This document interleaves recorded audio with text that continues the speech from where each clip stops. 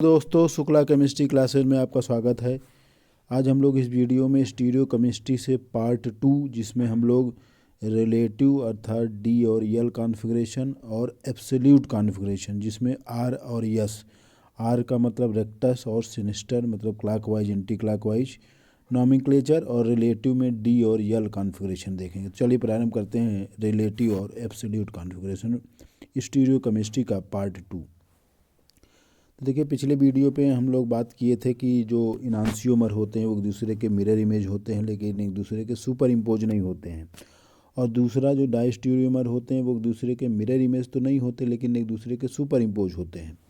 तो आगे हम लोग जो एब्सोल्यूट कॉन्फ़िगरेशन आरएस पढ़ेंगे, तो उसके आधार पर हम ये देखते हैं कि अगर कोई भी दो कायरल कार्बन है उस पर आर कॉन्फ़िगरेशन है, और फिर दूसरे स्ट्रक्चर में अगर वो टोटल यस यस हो जाता है, उसको हम इनांसियोमर बोलते हैं। अगर एक आर है दूसरा यस हो जाए, एक यस है दूसरा यस, मतलब कंप्लीट रूप से चेंज हो जाए, तो उसे हम इनांसियोमर बोलते हैं। लेकिन अगर आर का आर हो जाए, लेकिन आर का मतलब आर का आर ही रहे, एक आर आर रहे लेकिन एक आर का यस हो जाए, तो डायस्टीरियोमर। या एक यस कॉमन रहे लेकिन दूसरा यस अगर चेंज हो जाए, तो इसे हम डायस्टीरियोमर कहते हैं। तो अगर 100% चेंज हो जाता है, 100% मतलब आर आर यस यस में हो जाता है, तो इनांसियोमर। लेकिन अगर एक आर आर ही रहे, दूसरा एक आर यस में कन्वर्ट हो जाए, ये वाला, जैसे यहाँ देख सकते हैं आप लोग कि एक यस यस में ही रहे लेकिन दूसरा यस आर में कन्वर्ट हो जाए, तो ऐसे को हम डायस्टीरियोमर बोलते हैं। देखिए, आर आर ही है लेकिन आर यस में कन्वर्ट हो गया, इसको हम डायस्टीरियोमर कहेंगे। तो ये भी बहुत इंपॉर्टेंट पॉइंट है आपके लिए, बहुत इंपॉर्टेंट है ये।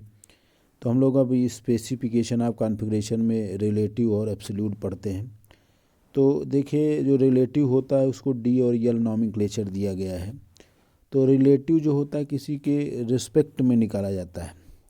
तो जैसे हम यहाँ पे अगर उदाहरण देखें, एक एग्जांपल के थ्रू इसको समझने का प्रयास करें। जैसे ये डी ग्लिसरॉल्डिहाइड है, तो इसको देखिए, जो ये OH होता है, अगर जो सबसे लोवेस्ट कार्बन है ये यहाँ पर है, ये वाला, अगर इसका जो CH2OH के रिस्पेक्ट में OH जो है वो राइट साइड में होता है, तो उसे हम डी कॉन्फ़िगरेशन बोलते हैं। और ये CH2OH के रिस्पेक्ट में ये जो कार्बन पर जो OH अगर वो लेफ्ट साइड में है, तो उसे हम एल फॉर्म बोलते हैं। तो रिलेटिव जो होता है वो किसी के रिस्पेक्ट में निकाला जाता है। जैसे इसके रिस्पेक्ट में हम निकाल रहे हैं OH, ये इसके राइट में है तो डी बोलेंगे, इसके अगर लेफ्ट में है तो इसे हम डी एल बोलेंगे। तो डी और यल फॉर्म जो है वो इसके रिस्पेक्ट में आया हुआ है। तो इसको देखिए, before 1951 no method was available to determine the absolute configuration के लिए कोई मेथड नहीं था। लेकिन यहाँ पे हम लोग जो रिलेटिव कॉन्फ़िगरेशन देखे हैं, जिसे डी और यल बोलते हैं, तो ये इस प्रकार हम इसको देख सकते हैं। इसमें इम्पॉर्टेंट जो सबसे ज़्यादा है वो है आपका एब्सोल्यूट कॉन्फ़िगरेशन में आरएस नॉमेनक्लेचर। ये बहुत इंपॉर्टेंट है। इसको RS Cahn, sir Christopher Ingold and V Prelog, इसीलिए इसको कॉन, इनगोल्ड और प्रीलॉग रूल भी कहते हैं, क्योंकि 3 अलग अलग वैज्ञानिकों ने इसको मिलकर बनाया था। इसमें सीक्वेंस रूल क्या है कि इसमें जो 4 एटम होते हैं उनको प्रायोरिटी ऑर्डर में लिखा जाता है। तो प्रायोरिटी ऑर्डर में हम कैसे इसको रखेंगे, तो रूल वाइज हम देखेंगे। तो रूल 1 हमारा कहता है कि अगर if 4 atom attach to the chiral center, अगर 4 किसी कायरल सेंटर पर जो 4 ग्रुप या आइटम अलग अलग जुड़े हैं, उनको प्रायोरिटी जो है उनके एटॉमिक नंबर के बढ़ते हुए क्रम में लिखा जाएगा। मतलब कि अगर किसी कार्बन पर कोई कार्बन है, उस पर 4 अलग अलग एटम हैं, तो जिनका एटॉमिक नंबर ज़्यादा होगा उनको 1 देंगे, उससे कम वाले को 2, उससे कम वाले को 3 और सबसे कम वाले को 4। तो ये प्रायोरिटी ऑर्डर में रूल नंबर 1 है। तो और दूसरा आप देखिए सेकंड रूल क्या है। सेकंड रूल कहता है, तो पहला रूल आप देख लिए कि पहला rule on the basis of their atomic number, उनके परमाणु क्रमांक के बढ़ते हुए क्रम में हम उसको नंबरिंग देंगे। दूसरा आइसोटोप के केस में, आइसोटोप के केस में देखेंगे कि किसका मास नंबर ज़्यादा है, तो जिसका मास नंबर ज़्यादा होगा उसको हम हाईएस्ट प्रायोरिटी देंगे। तो जैसे देखिए, अगर इसमें देखिए मान लीजिए, तो जैसे ये ड्यूटेरियम है और ये हाइड्रोजन का प्रोटियम, ड्यूटेरियम, ट्राइटियम होता है। तो ड्यूटेरियम का मास नंबर ज़्यादा होता है प्रोटियम से, तो ड्यूटेरियम को हम पहले नंबर देंगे और प्रोटियम को बाद में देंगे। तो आप देख सकते हैं यहाँ पे ब्रोमीन सबसे ज़्यादा है, फिर कार्बन है, फिर ड्यूटेरियम है और सबसे कम प्रोटियम है, हाइड्रोजन है। तो ये दूसरा नियम है। तीसरा रूल ये कहता है, if the relative priority of two group can not be decide by rule mention above then look for next atom. अगर पहला एटम जो इस कायरल से जुड़ा हुआ पहला एटम, अगर वो इसका एटॉमिक नंबर समान है तो हम तब तक देखेंगे जब तक उनका एटॉमिक नंबर डिफरेंट ना हो जाए। जैसे इस वाले कायरल में देखिए तो ये क्लोरीन तो एक है, इसमें कोई डाउट नहीं है, लेकिन इसमें ये देखिए, इसमें देखिए CH2Cl है और ये है C, इस पर C है, तो यहाँ पे देखिए C है और यहाँ पे अगला क्या है, हाइड्रोजन है, यहाँ CH3 है। तो इसमें हम देखेंगे कि इसमें जो Cl लगा है तो इसको हम 2 देंगे, इसको हम 3 देंगे और इसको हम 4 देंगे। जैसे यहाँ पे देख सकते हैं आप, तो यहाँ पे देखिए इसको 1 देंगे, इसमें कोई दिक्कत नहीं है। इसमें CH2 लगा है और CH3 है, इसमें C लगा हुआ है। तो देखिए इस वाले जो आपका ये वाला कार्बन है, ये वाला इसमें देखिए तो ये हाइड्रोजन लगा, CH2 मतलब 2 हाइड्रोजन, इस पर 1 ही हाइड्रोजन लगा हुआ है। तो हम लोग इसको नंबरिंग 2 देंगे और इसको नंबरिंग 3 देंगे और इसको 4 देंगे। तो कहने का मतलब है हम तब तक इसको देखेंगे तब तक जब तक एटम या ग्रुप उसमें डिफरेंट ना हो जाए। ये उसका तीसरा नियम है। फोर्थ रूल क्या है? फोर्थ रूल कहता है कि अगर वो डबल या ट्रिपल बॉन्ड है तो उनको हम डुप्लीकेट या ट्रिप्लिकेट के जैसा ट्रीट करेंगे। जैसे आप देख सकते हैं ये C डबल बॉन्ड A है, तो इसको ओपन करेंगे तो A जो डबल बॉन्ड है ये 2 बार आएगा और एक बार C, इसको डुप्लीकेट या ट्रिप्लिकेट जैसे हम ट्रीट करते हैं। जैसे देखिए C ट्रिपल बॉन्ड A है तो देखिए C के साथ 1A 2A 3A और 3 कार्बन, तो इसको इस प्रकार हम लिख सकते हैं। जैसे आप देख सकते हैं ये एल्डिहाइड है तो यहाँ डबल बॉन्ड है, तो ये CO फिर ये C। तो जहाँ पे डबल या ट्रिपल बॉन्ड होगा उसको हम डुप्लीकेट या ट्रिप्लिकेट के जैसे बिहेव करेंगे और फिर नंबरिंग वही एटॉमिक नंबर के बढ़ते हुए क्रम में हम लिख कर इसके सीक्वेंस ऑर्डर में रख पाएंगे।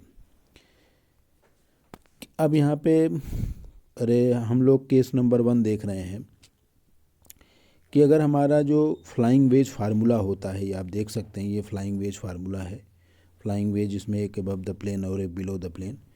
अगर फ्लाइंग वेज फार्मूले में हमारा जो फोर्थ ग्रुप मतलब लोएस्ट प्रायोरिटी वाला एटम या ग्रुप, अगर वो बिलो है, मतलब अगर वो बिलो द प्लेन है, तो हमने आपको बताया था कि इसमें जो नंबरिंग 1 2 3 4 से ऐसे 1 2 3 ऐसे हम इसको रोटेट कराएंगे 1 2 3 से, क्योंकि प्रायोरिटी आर्डर एटॉमिक नंबर रहेगा।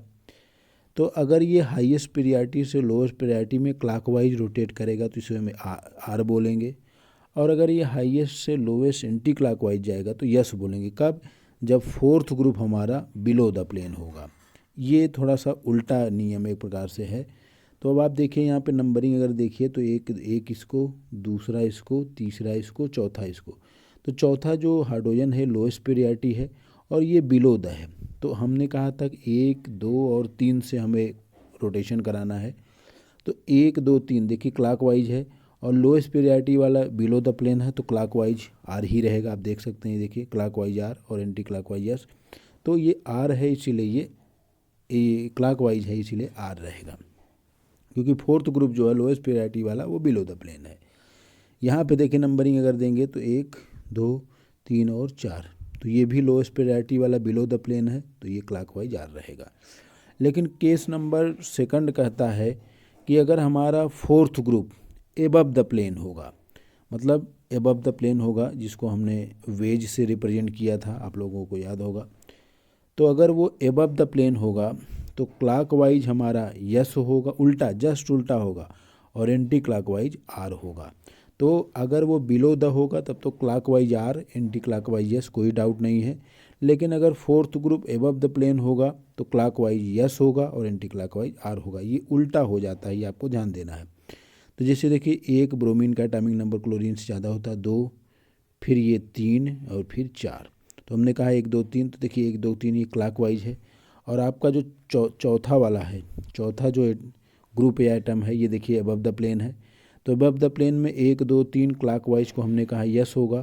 तो आप देखिए ये S कॉन्फ़िगरेशन है। ये क्या है? S कॉन्फ़िगरेशन है, क्योंकि इसमें जो फोर्थ ग्रुप है कि ये क्या है? Above the plane.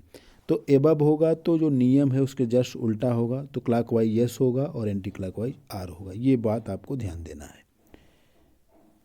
Next point ये कहता है कि अगर fourth group is on the plane, ना तो वो बिलो द प्लेन हो ना हो वो एबव द प्लेन हो, तो उस केस में अगर वो ऑन द प्लेन हो, मतलब ऑन द प्लेन का मतलब ना वो बिलो है ना हो एबव हो, तो हम उसका इंटरचेंज 2 बार करते हैं ताकि जो फोर्थ ग्रुप हो वो बिलो द प्लेन आ जाए।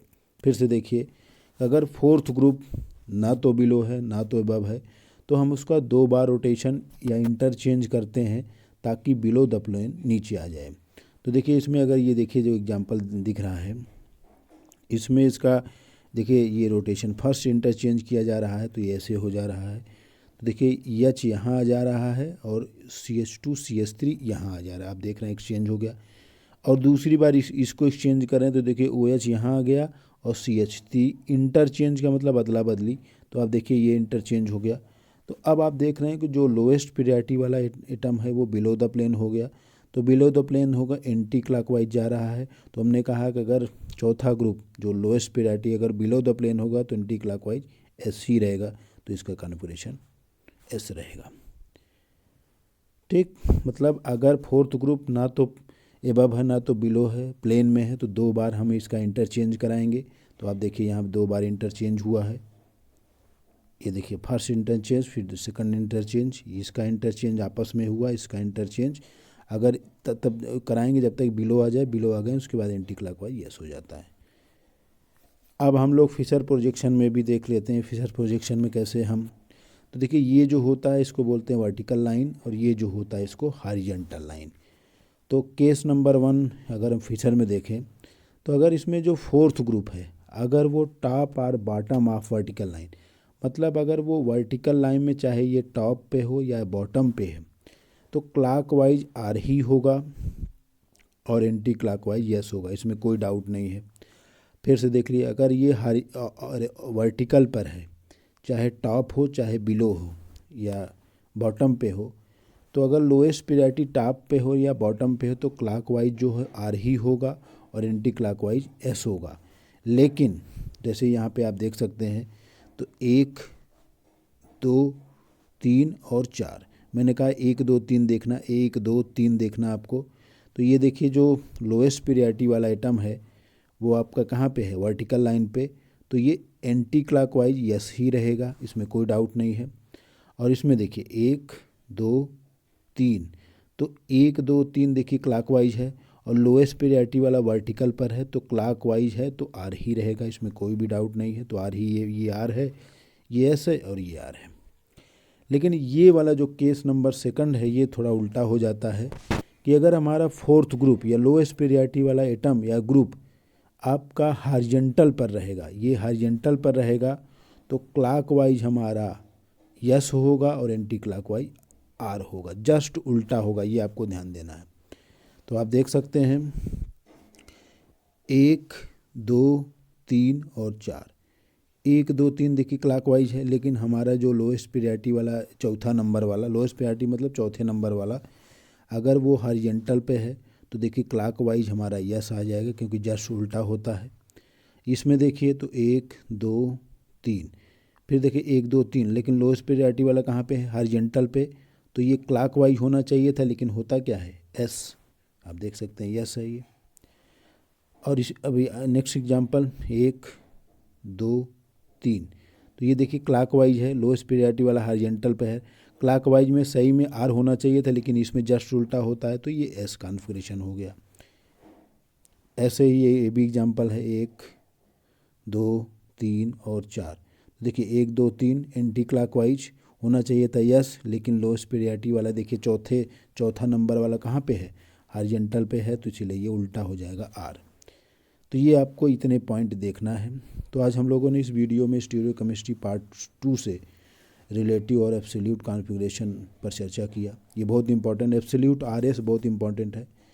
शुक्ला केमिस्ट्री क्लासेस को लाइक कीजिए, शेयर कीजिए और सब्सक्राइब कीजिए। धन्यवाद।